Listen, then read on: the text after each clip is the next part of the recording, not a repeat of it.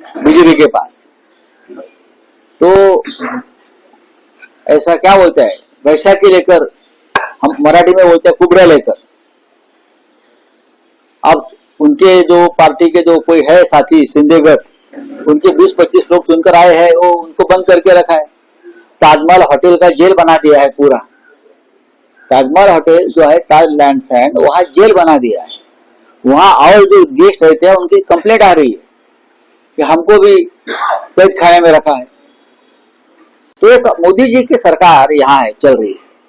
देवेंद्र फडणवीस जैसा एक मजबूत मुख्यमंत्री यहाँ है, होम मिनिस्टर यहाँ है, फिर भी अपने कॉर्पोरेटर्स को कैद खाने में रखना पड़ रहा है। ये किसका डर है मोदी?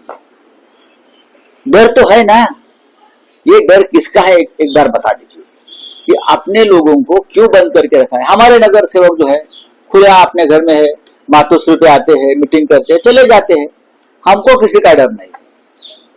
सर, मुंबई में बिहार भवन बनाया जाएगा, ऐसी खबरें सामने आ रही है। मेयर बनने वाला है ऐसा कह रहे हैं, उनके पास भी नहीं है।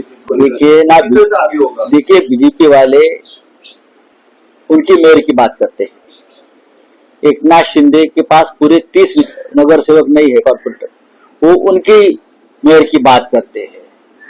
अब जिनको बनाना है वो बना लेंगे। हम लोग है ना, अभी भी जिंदा है टाइगर। अभी भी शिवसेना के पास और उनके साथियों के पास एक ऐसा आंकड़ा है जो उनको चैलेंज कर सकता है। लेकिन कभी कभी मजा भी लेना चाहिए ना, तो ये मजा लेने की बात चल रही है हमारे खेमे में। सर, मुंबई में बिहार भवन जाएगा, उसके लिए 300 करोड़। तो टाइगर अभी जिंदा है कह रहे हैं, और हमारे बिना कैसे बनेगा यहाँ मेयर। आपको बता दूं कि मेयर का नाम तय हुए बिना मुख्यमंत्री देवेंद्र फडणवीस विदेश चले गए हैं। वो दावोस में वर्ल्ड इकोनॉमिक फोरम में शामिल होने के लिए गए हैं। तो वहीं बीजेपी के दूसरे बड़े नेता राष्ट्रीय अध्यक्ष के चुनाव के लिए दिल्ली में हैं। चुनाव हो चुका, अब चुनाव निर्विरोध होना था, हो गया, घोषणा भी हो गई। नितिन नवीन राष्ट्रीय अध्यक्ष बन गए इधर बीजेपी के। लेकिन क्या इन लोगों की गैर मौजूदगी में एकनाथ शिंदे को राहत नहीं है? क्योंकि उनके पार्षद अब भी, जैसा बता रहे हैं यहाँ पर संजय राउत, की होटल में कैद हैं, ताज होटल में कैद हैं, जिसे संजय राउत ने जेल करार दिया है। संजय राउत ने बिल्कुल सही सवाल उठाया है कि नरेंद्र मोदी बीजेपी का मेयर चाहते हैं, लेकिन उन्होंने ये नहीं बताया कि कैसे होगा। क्योंकि अगर बीजेपी का मेयर बनना होता तो अब तक उसका ऐलान हो जाता, मगर एकनाथ शिंदे के कारण बीजेपी अटकी हुई है और बीजेपी के कारण शिंदे फंसे हुए हैं। हालांकि आज एकनाथ शिंदे ने ताज होटल में अपने नवनिर्वाचित पार्षदों से मुलाकात की। इसके बाद शिंदे ने कहा कि मुंबई म्युनिसिपल कॉर्पोरेशन में ग्रैंड अलायंस यानी महायुति का मेयर होगा। शिंदे ने यह भी कहा है कि ठाणे, कल्याण, डोंबिवली और उल्लासनगर समेत जहां भी हमने ग्रैंड अलायंस के तौर पर मिलकर चुनाव लड़ा, वहां हमारी जीत हुई और वहां हमारा ही मेयर बनेगा। मतलब मुंबई ही नहीं बल्कि बाकी जगहों पर भी जहां महायुति की जीत हुई है वहां मेयर महायुति का बनेगा। लेकिन महायुति में किस दल का मेयर बनेगा, इस बारे में शिंदे चुप हैं।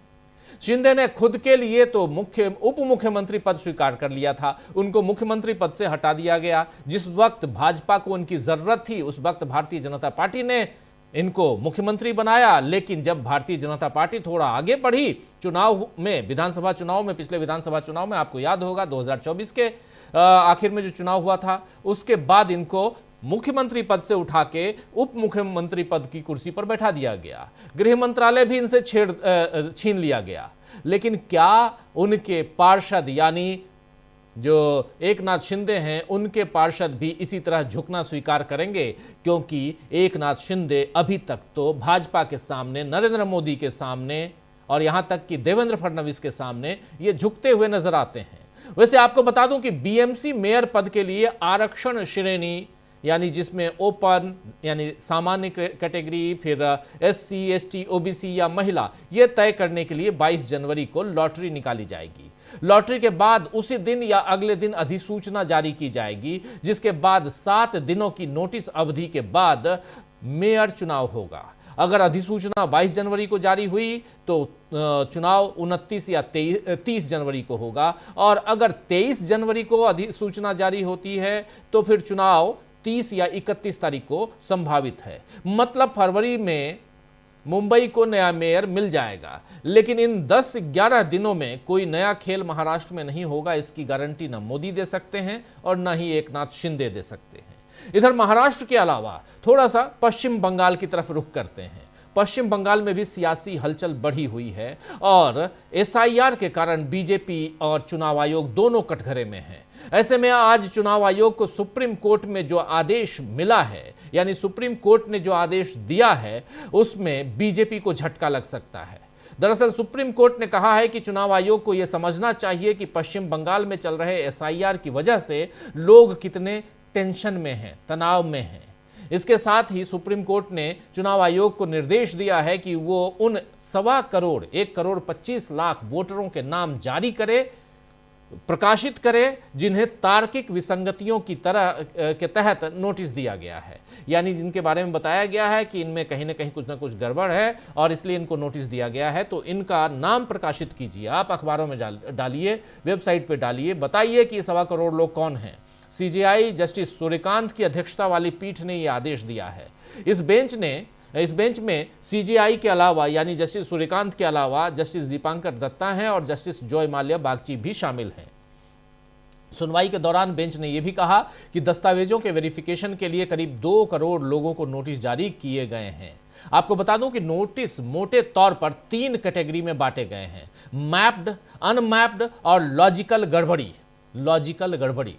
कोर्ट ने कहा है कि यह लॉजिकल गड़बड़ी कैटेगरी के तहत अधिकारियों ने पिता के नाम में गड़बड़ी, माता पिता की उम्र में गड़बड़ी, दादा दादी की उम्र में अंतर देखा है और इसी दौरान अदालत ने गौर किया कि पश्चिम बंगाल में 1.25 करोड़ मतदाता तार्किक विसंगतियों की सूची में शामिल हैं, यानी लॉजिकल गड़बड़ी में शामिल हैं और इसके नाम अब पब्लिश करने का आदेश चुनाव आयोग को दिया गया है।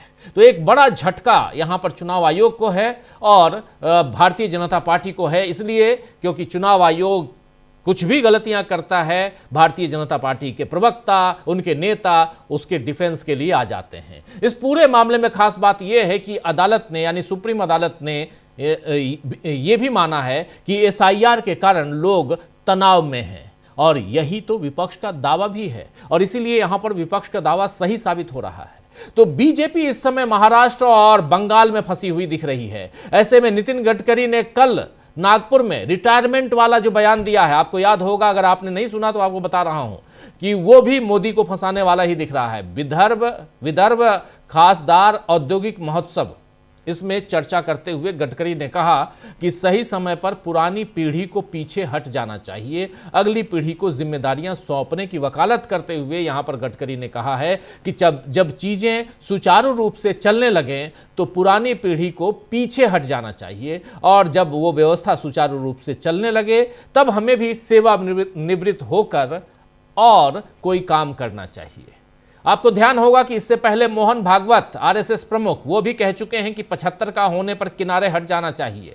अब भले इन बयानों में मोदी का नाम नहीं लिया गया हो, लेकिन जिस तरह अपनी नाकामियों से मोदी घिरे हुए हैं और देश में चारों तरफ बेचैनी और परेशानियां बढ़ रही हैं, यहां तक कि शंकराचार्य जैसी हस्तियों को भी बीजेपी अपमानित कर रही है, उसमें नरेंद्र मोदी का हटना ही क्या बीजेपी के फायदे में है, यह सवाल भी अब उठने लगे हैं। शंकराचार्य अभिमुक्तेश्वरानंद के साथ मौनी अमावस्या पर हुई बदसलूकी पर आज कांग्रेस पार्टी ने एक प्रेस कॉन्फ्रेंस की है। पवन खेड़ा का कहना है कि शंकराचार्य स्वामी अभिमुक्तेश्वरानंद जी के साथ जो दुर्व्यवहार किया गया है उससे हम सभी दुखी हैं। बीजेपी मूर्खों को अपना भक्त बनाती है और अपने भक्तों को मूर्ख बनाती है, इसके अलावा इन्हें कुछ नहीं आता। आइए जरा सुन लीजिए यहां पवन खेड़ा को क्या कह रहे हैं।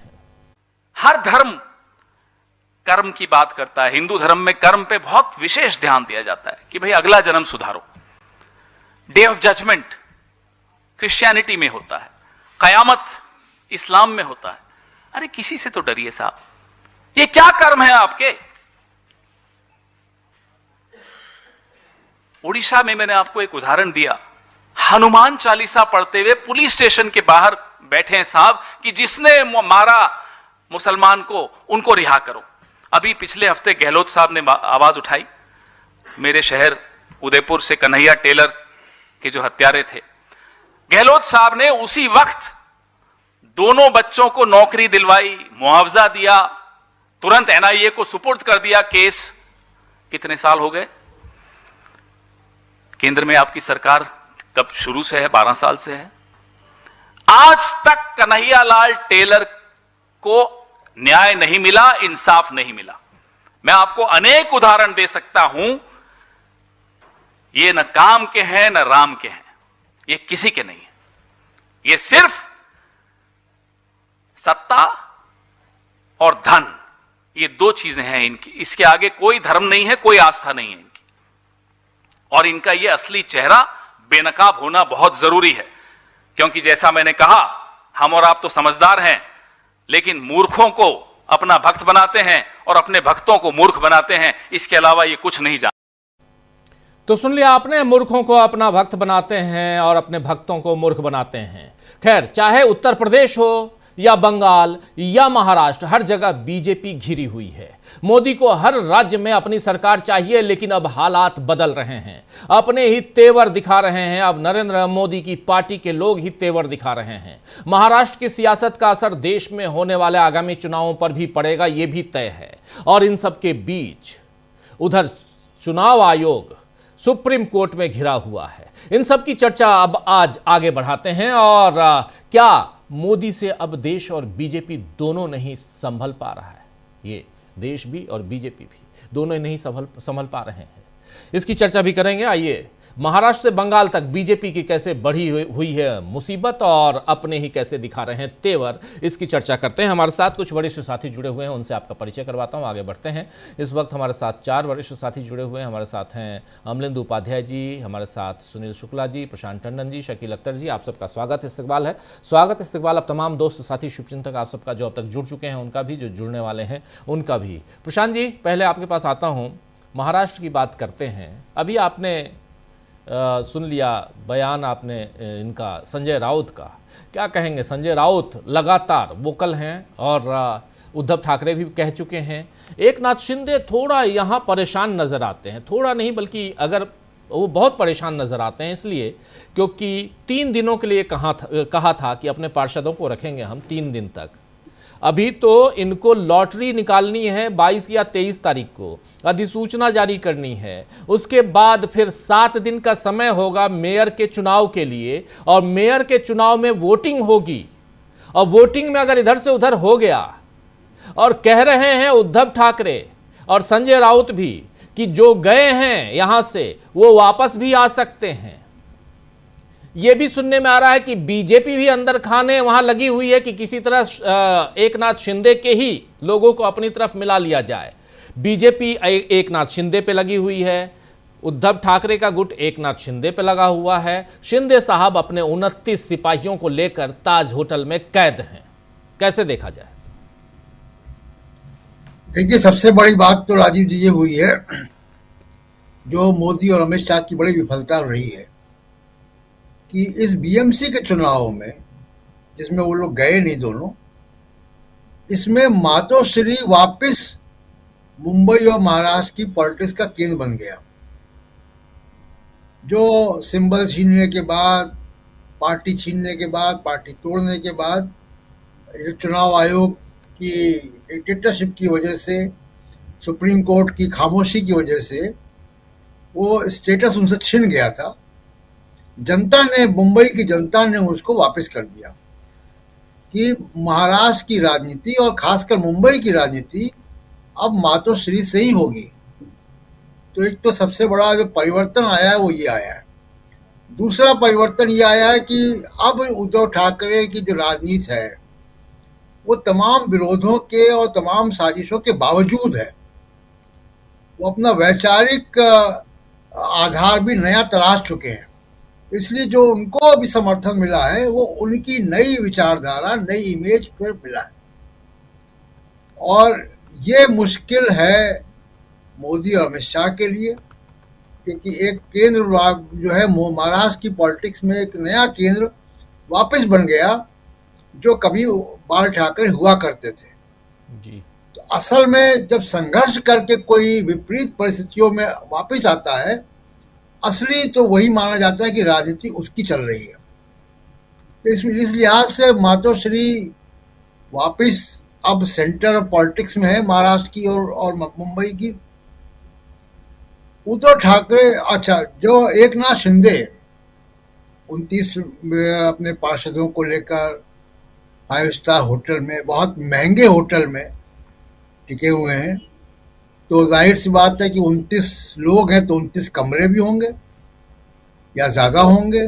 जी 5 स्टार का खाना पीना नाश्ता भी महंगा होता है, हम सब जानते हैं। अब कौन सा कोई इनकम टैक्स इनसे पूछेगा कि ये पैसा कौन दे रहा है उसका, ये पैसा कहाँ से आ रहा है उनके पास, ये बिल कौन भर रहा है उनके? इसकी भी तो जांच होनी चाहिए ना, कि इसकी भी जांच नहीं होगी कि 5 स्टार होटल में अगर हफ्तों हफ्तों अगर आप रखने के लिए सक्षम है तो इसका मतलब है कुछ आपके पास सोर्स ऑफ इनकम है। कोई एकनाथ शिंदे अपनी फिक्स डिपॉजिट तोड़ के तो बिल नहीं जमा करेंगे उसका। ये बहुत सारी बातें राजनीति में हम लोग टेकन फॉर ग्रांटेड ले लेते हैं जी कि पॉलिटिकल पार्टी है तो वो तो 5 स्टार होटल बुक कर सकते हैं। कहाँ से बुक कर सकते हैं? कोई एक व्यक्ति बहुत पैसे भी कमाता हो, वो भी अगर एक सप्ताह 5 स्टार होटल में रुकेगा तो उसका बैंक बैलेंस खाली हो जाएगा। ये तो जनता के सेवक अपने आप को बताते हैं। लेकिन अभी एक उद्धव ठाकरे की तरफ से, शिवसेना उद्धव की तरफ से बहुत साफ कर दिया गया कि वो लोग पोचिंग नहीं कर रहे हैं। अभी जिनकी आपने बाइट सुनाई वो भी यही मान रहे हैं, वो कोई इशारा नहीं दे रहे हैं कि वो इच्छुक है पार्टी को तोड़ने में। तो डर इनको बीजेपी से ही है। तो ये एक बड़ा सेटबैक जो है वो ये मोदी अमित शाह को लगेगा कि जब यहाँ पे अभी रस्साकशी जो है वो चालू हो गई। मुख्यमंत्री जी दावोस चले गए। जी मजे की बात यह कि योगी आदित्यनाथ भी जाना चाहते थे पिछले साल, उनको इजाज़त नहीं मिली थी।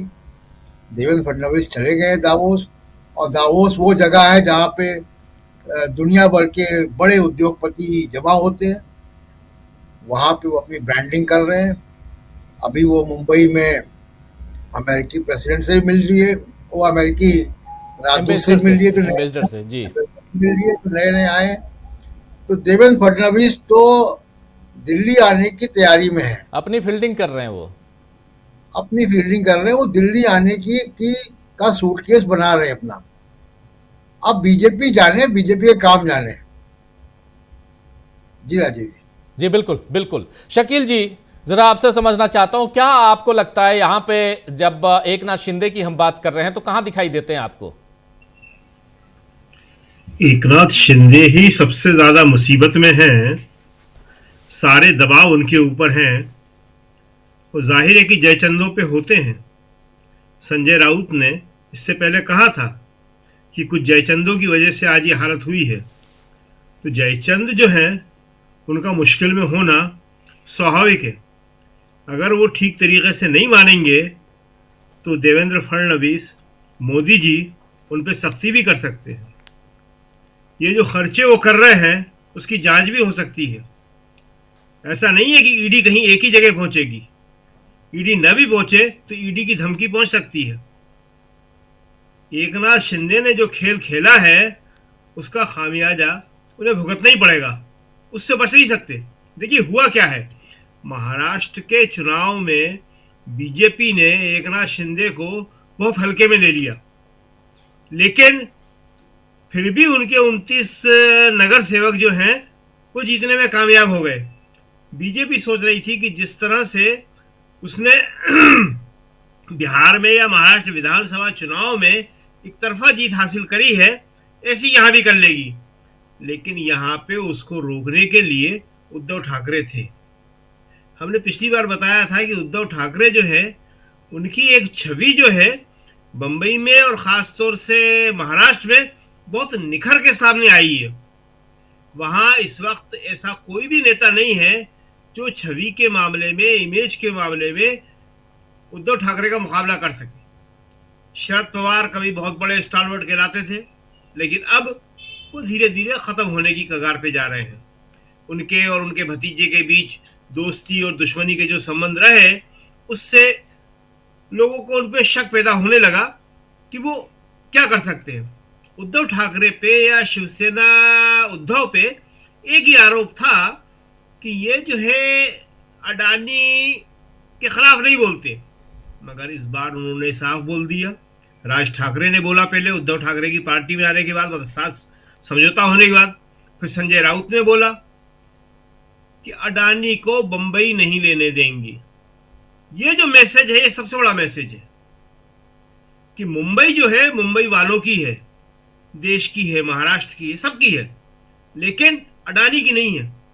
एक पूरा शहर अडानी का हो जाए, इससे बड़े आश्चर्य की, दुख की और देश के लिए खतरनाक बात और कोई हो नहीं सकती। तो एकनाथ शिंदे जो है आज बहुत बड़ी मुसीबत में है। वहां मेयर बनने के लिए ये जो लड़ाई हो रही है, उसका एक कारण सबको मालूम है कि जो बीएमसी है उसका बहुत बड़ा बजट होता है। देश की सबसे बड़ी महानगर पालिका है वो, और वहाँ पे जो कब्जा करता है तो वो तीसरी ताकत के रूप में उभर के सामने आता है। केंद्र सरकार है, राज्य सरकार है और उसके बाद बीएमसी है जी। लेकिन वहाँ पे जो एक सवाल है वो सबसे बड़ा है कि बीजेपी जो है अपने सहयोगी दलों के साथ, जिन्होंने उसे आगे बढ़ाया है, जिन्होंने उसे रास्ता दिया है, जगह दी है, किस तरह व्यवहार करती है और क्या ये हमेशा चल सकता है। राहुल कल हरियाणा जा रहे हैं। हरियाणा में याद होगा कि हरियाणा में भी एक गुट ने चौटाला के बीजेपी का साथ दिया था। उसके बाद पिछले चुनाव में उसको उठा के फेंक दिया गया, उसे पूछे ही नहीं गया। इसी तरह यहाँ मुख्यमंत्री थे एकनाथ शिंदे महाराष्ट्र में, उनके नेतृत्व में चुनाव लड़ा गया, वो जीता गया, उनसे कहा हट जाइए आप। बिहार बचा हुआ है और उसके कारण है, वो कारण सामाजिक न्याय के कारण है। सामाजिक न्याय एक ऐसा मुद्दा है जहां मोदी जी ज्यादा हस्तक्षेप कर नहीं सकते।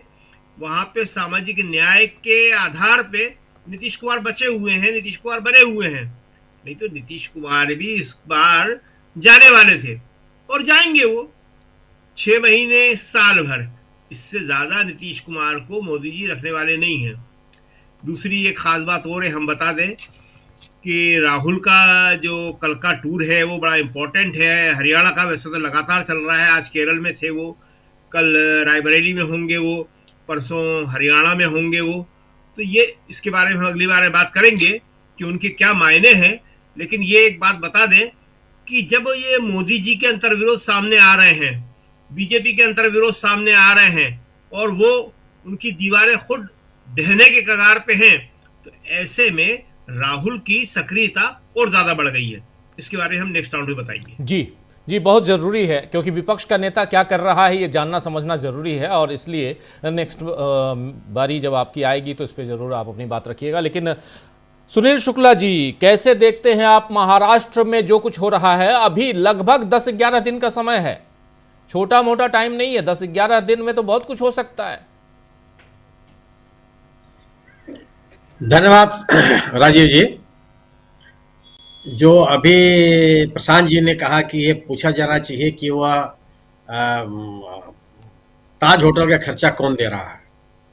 जब चार्टर्ड प्लेन से यहाँ इनके विधायक गए थे तो क्या पूछा गया था कि कहाँ से पैसा आया? सूरत के जिस होटल में लोग रुके थे उसका भी पूछा गया कि इसका खर्चा किसने दिया? गुवाहाटी में जब जाके रुके थे जिस होटल में, वो कोई इकोनॉमिक सेक्टर का तो होटल था नहीं, फिर किसी ने नहीं पूछा। तो जब तक आप भारतीय जनता पार्टी के साथ हैं तब तक आपसे कोई कुछ नहीं पूछेगा। और अगर आप राजीव जी अब जानना क्या प्रयास करेंगे तो ताज होटल वाला लिख के दे देगा कि उनकी तरफ से स्पॉन्सर्ड स्टे है। वो ईडी को, इसको, उसको, जिसको कहेंगे वो लिख के देगा कि साहब स्पॉन्सर्ड था मेरी तरफ से, हमने पैसा मांगा ही नहीं, इन्होंने दिया भी नहीं। तो ये खेल लगातार चल रहा है। लेकिन ये जरूर है कि भारतीय जनता पार्टी के सामने महाराष्ट्र में संकट हो गया है कि वह जो ताकत इकट्ठा करना चाहती थी इस चुनाव में, वो उसको मिली नहीं। उसकी निर्भरता चाहे तो उद्धव ठाकरे के प्रति है या एक नाथ शिंदे के प्रति है। एक नाथ शिंदे ये चाह रहे हैं कि वो बार्गेन करके अपनी पोजीशन को बेहतर कर लें और उनको, अगर उनका नाम मेयर हो तो डिप्टी मेयर हो जाए, और जो कमेटियां होती हैं उस कमेटियों में उनको स्थान भी मिल जाए, क्योंकि उनको ये भी लग रहा है कि जो भी 10 सदस्यों का मनोनयन होगा उसमें भी कोई उनको खास स्थान नहीं मिलेगा। वहां तो जो मनोनयन होता है वह पार्टी की संख्या के आधार पर होता है।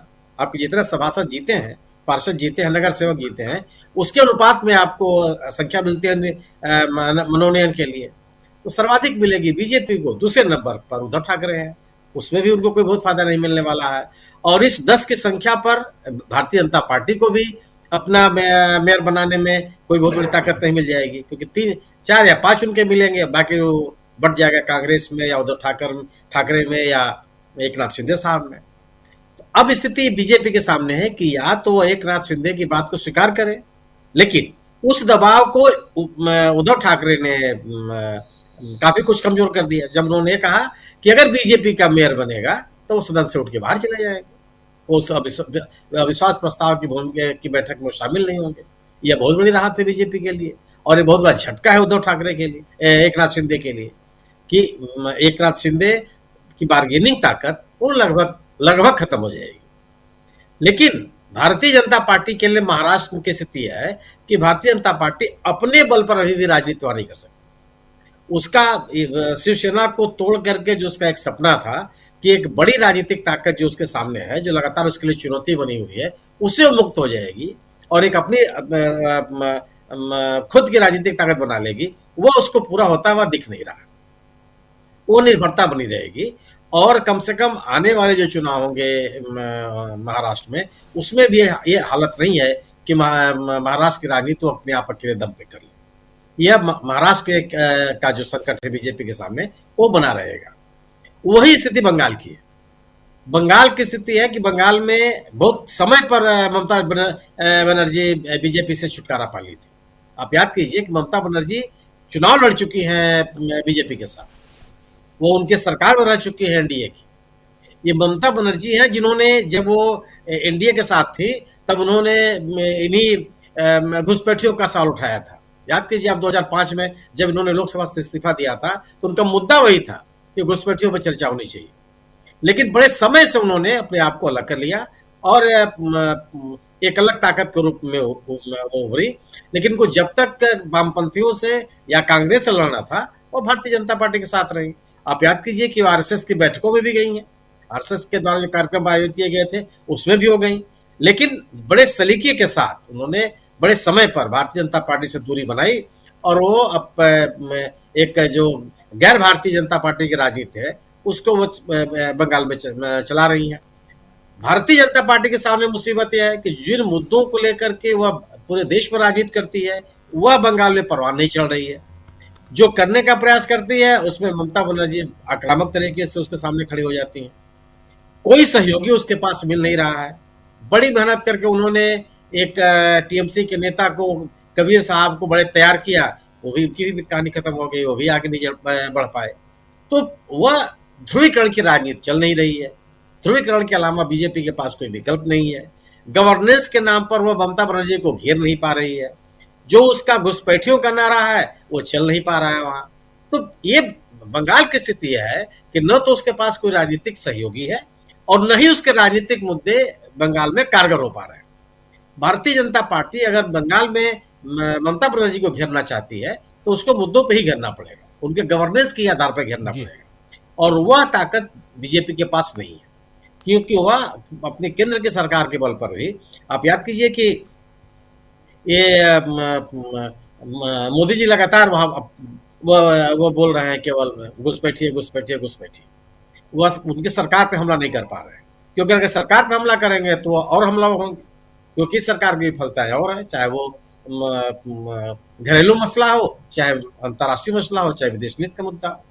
इन दोनों राज्यों में भारतीय जनता पार्टी के सामने संकट यही है कि वह अपनी जितनी भी जोड़ तोड़ की कोशिशें थी, वो कोशिश करने के बावजूद भी महाराष्ट्र में जो चुनौती देने वाली राजनीतिक ताकतें हैं उनको कमजोर नहीं कर पाई।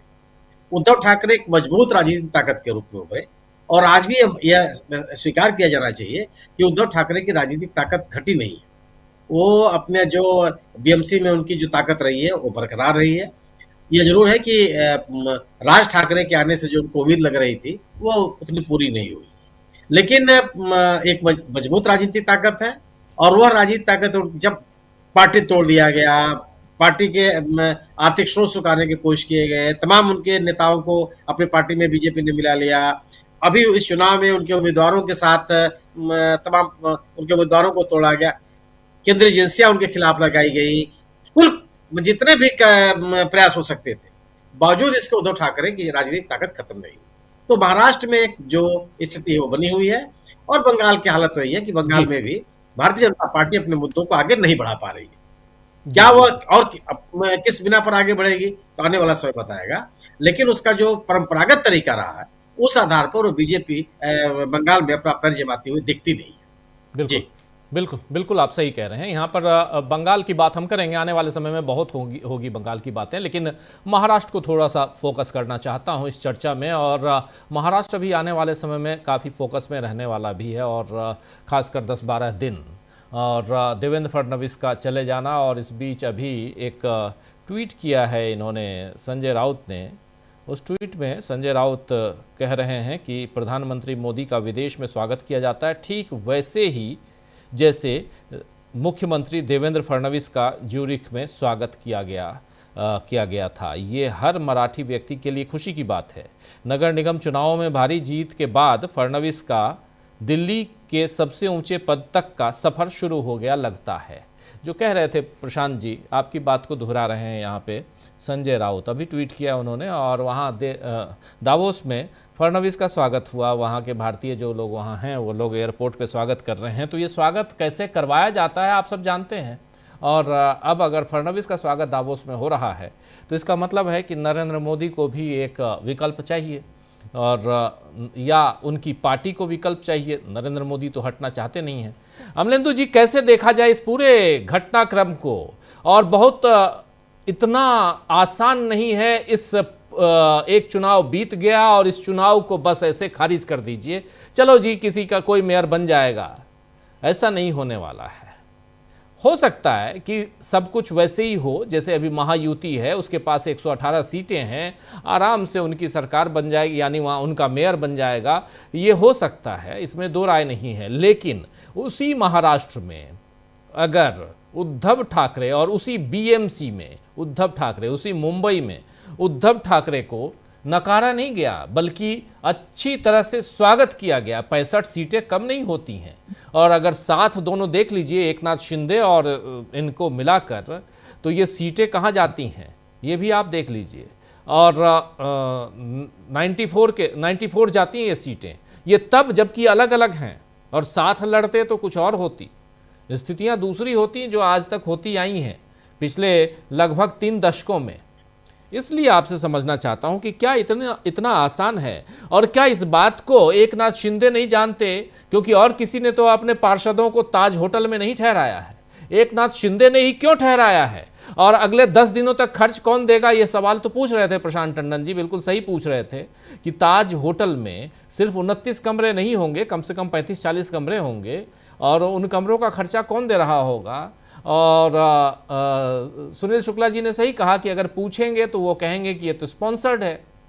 लेकिन ओवरऑल एकनाथ शिंदे की सियासत, क्या यहां से बहुत बड़ी चुनौती उनके सामने है? राजीव जी, मुझे लगता है कि शिंदे से ज्यादा बड़ी चुनौती बीजेपी के सामने है। कहा तो नीतीश कुमार को शिंदे बनाने चले थे और शिंदे को बना दिया नीतीश कुमार। अब नीतीश कुमार जो थे राजीव जी, पर उनके बारे में यही चल रहा था कि शिंदे बना दिए जाएंगे, इनका भी जो है इंटर के बाद हाई स्कूल करा दिया जाएगा। शिंदे के बारे में यही था। अब देखिए राजीव जी, ये 89 जो है ये कैसा गजब का आंकड़ा है। बिहार में भी इस 89 ने जो है वो फंसा दिया बीजेपी को, और महाराष्ट्र में भी 89, बीएमसी में भी। अब ये 89 जो है, मुझे लगता है कि राजीव जी 8 और 9 का मामला जो है, मोदी जी कहेंगे अब चुनाव आयोग से भाई कुछ भी करो, मगर ये 8 और 9 का संयोग मत करो, वरना ये कुर्सी छोड़नी पड़ती है। अब देखिए बिहार में छोड़नी पड़ी ना, आखिरी समय तक था कि नीतीश कुमार को पलटी मतलब करा दी जाएगी, शीर्षासन करा दिया जाएगा, इंटर के बाद हाई स्कूल करा दिया जाएगा। लेकिन आखिरी समय में नीतीश कुमार बचा कर ले गए खुद को। अब वहां जो है अब हाथ मलते हैं, रोज बात करते हैं, सब कुछ करते हैं, लेकिन चीजें जो है नीतीश कुमार के हाथ में। तो फिलहाल राजीव जी, एकनाथ शिंदे और बीजेपी दोनों जो है आपस में सांप छछूंदर का खेल हो गए हैं। दोनों एक दूसरे के लिए छछूंदर है।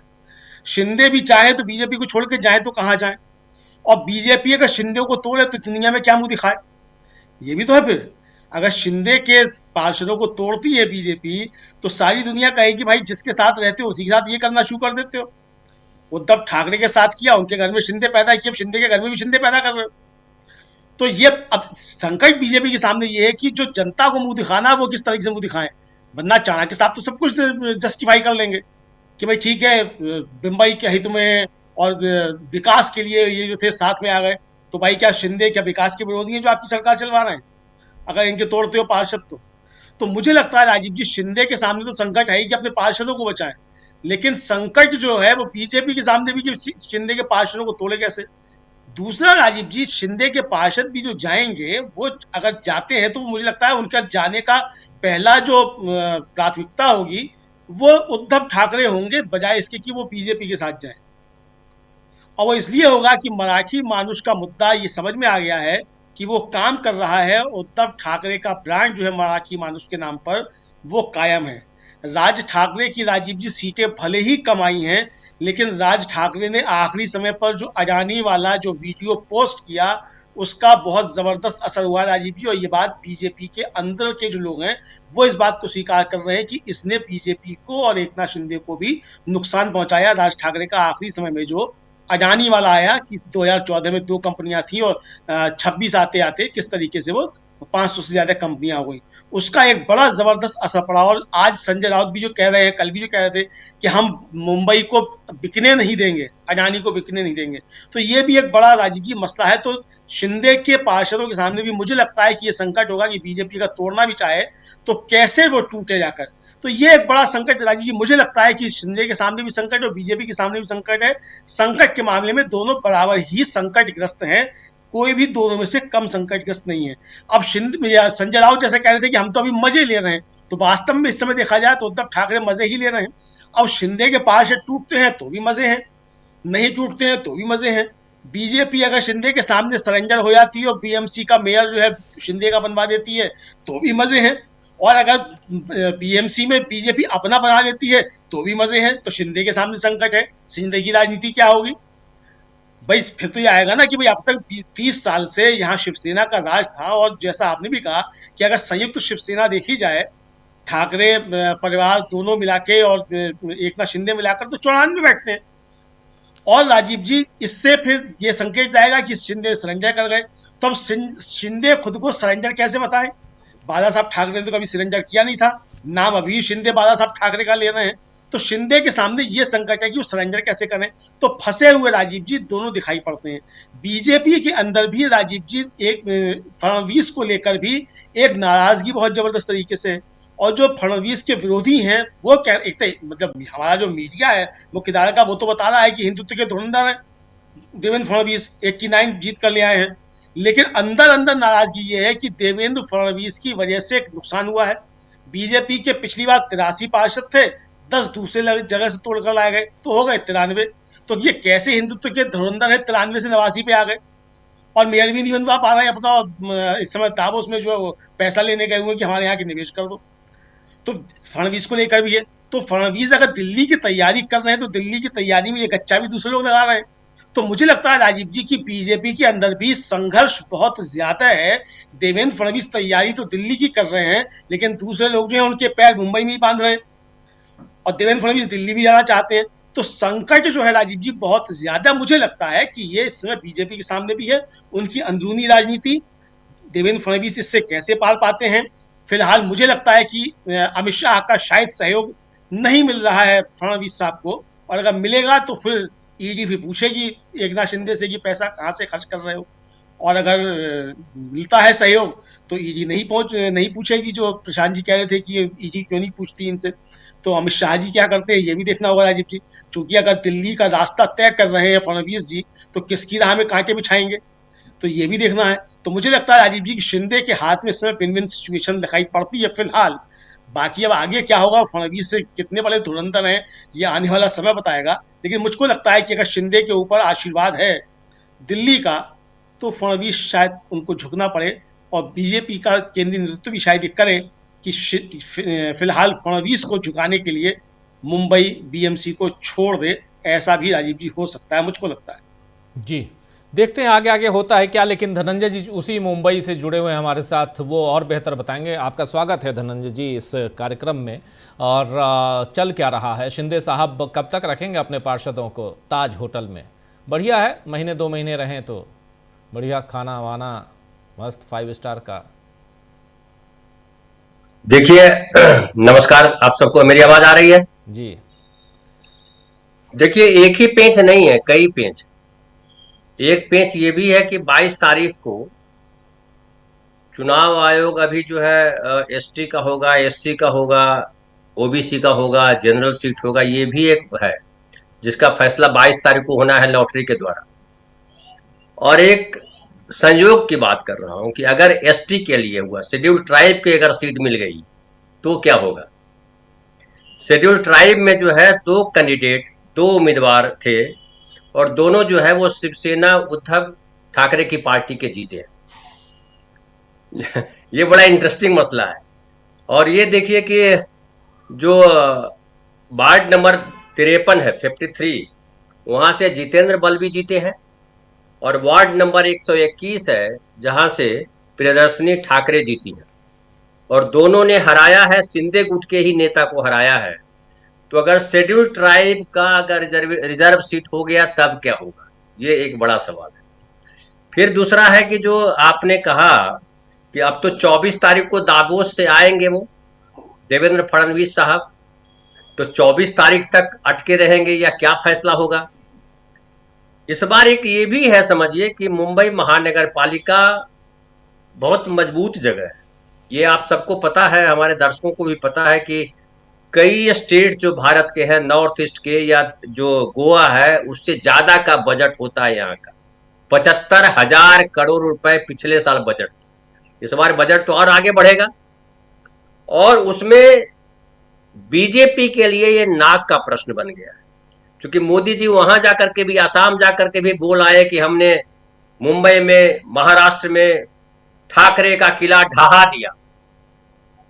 तो वो भी एक दाव खेल गए हैं। मुंबई का अगर ढहा दिया तो मेयर तो आप ही का बनना चाहिए।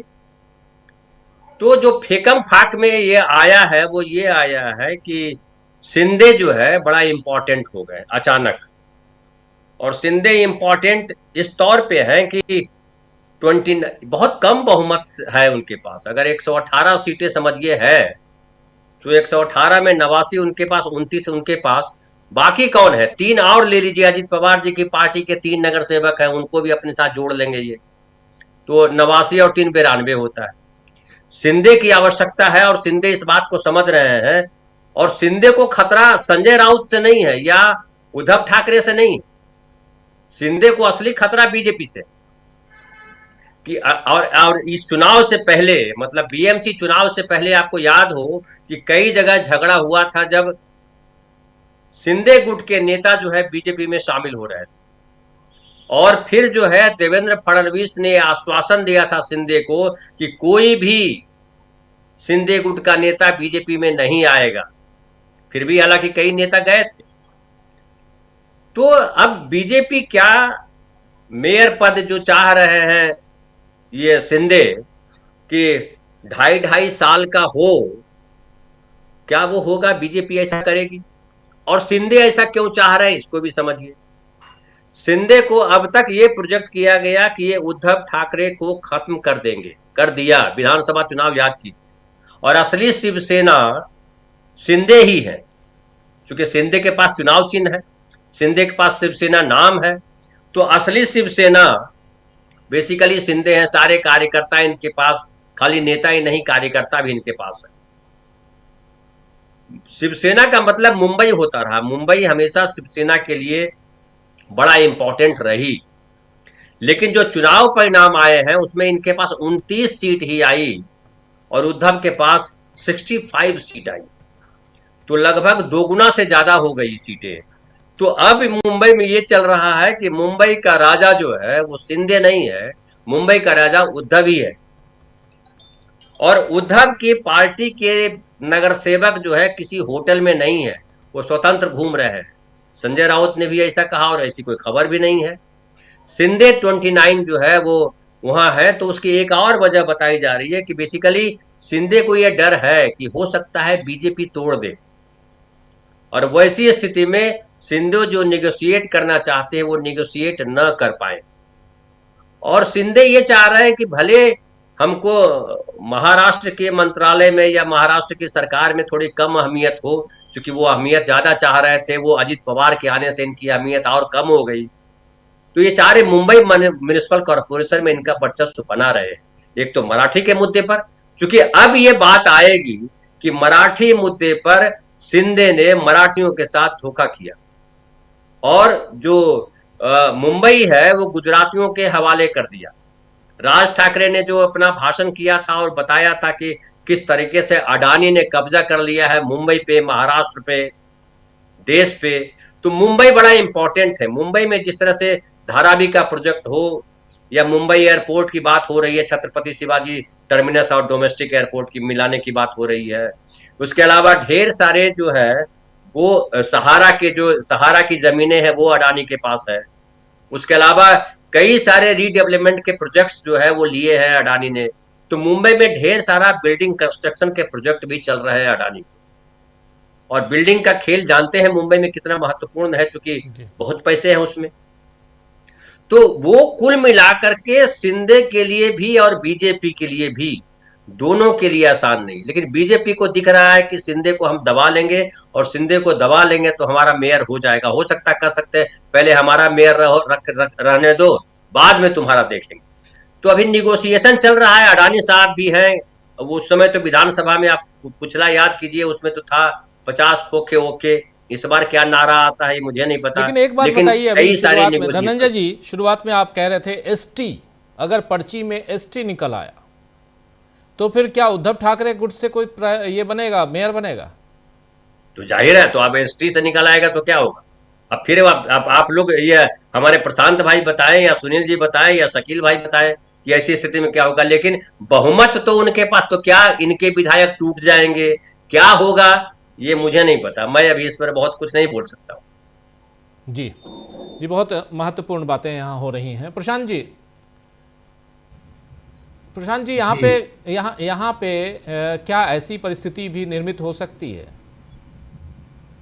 क्योंकि पर्ची से निकलना है, कौन मेयर होगा, किस कैटेगरी से होगा, वो पर्ची से तय होना है। यानी लॉटरी सिस्टम से वो जनरल कैटेगरी से होगा, एससी से होगा, एसटी से होगा, महिला होगी, ये तय होना है 22 तारीख को। हाँ, तो एक नई मुसीबत आएगी इनके लिए अगर उसमें मान लीजिए कि वो राजनीतिक मुसीबत भी खड़ा करेगी, क्योंकि बीजेपी लगातार ये कहती रही कि कमिटमेंट नहीं दिया बीजेपी ने कभी कि वो किसी मराठी को मेयर बनाएगी। बाद में जब ये मुद्दा उछल गया तब उन्होंने बनाया। दूसरे की शिंदे साहब की अभी मुसीबतें थोड़ी सी और बढ़ने वाली हैं। देखिए, आप शिंदे जी की पॉलिटिक्स को देखिए और मोदी और अमित शाह की राजनीति को देखिए बारीकी से। शिंदे साहब मोदी और अमित शाह के लिए सरदर्द बन गए हैं। विधानसभा के बाद वो अपने गांव में जाके बैठ गए, फोन भी बंद कर दिया, और फिर मंत्रालय में भी नहीं गए, नाराज हो गए वो, उनको मुख्यमंत्री बनना था तब। और अब ये बीएमसी के बाद वो 5 स्टार होटल में चले गए, जहाँ उनकी पार्टी होटल में पैदा हुई है वहीं होटल में चले गए वापस वो। अभी सुनील जी कह रहे थे कि हमको आपको नहीं बताएगा होटल वाले, होटल का मैनेजमेंट, कि वो स्पॉन्सर्ड है कि कौन पैसे दे रहा है। देखिए, दिल्ली से जब फोन जाएगा तो बताएंगे वो। तो अगर जो इशारा मैं कर रहा हूँ वो सुनील जी समझ रहे हैं, शकील जी समझ रहे हैं, तो जाहिर सी बात है कि जो यही राजनीति सुबह से शाम तक करते हैं उनको समझ में आता है। अभी उनको कुछ नया केस नहीं खोलना है, कुछ नहीं करना है, सिर्फ ये पूछना है कि भाई होटल का बिल कौन दे रहा है। और ये इस बार अगर मोदी और अमित शाह की जो अब तक की पॉलिटिक्स है वो अगर चलती है आगे, तो अब वो केवल कॉर्पोरेटर तक नहीं रुकेंगे। वो अब शिंदे जी का पूरा फैसला करेंगे। हालांकि ये ऐसी स्थिति में अभी महाराष्ट्र में नहीं है, लेकिन वो शिंदे जी का पूरा फैसला करेंगे।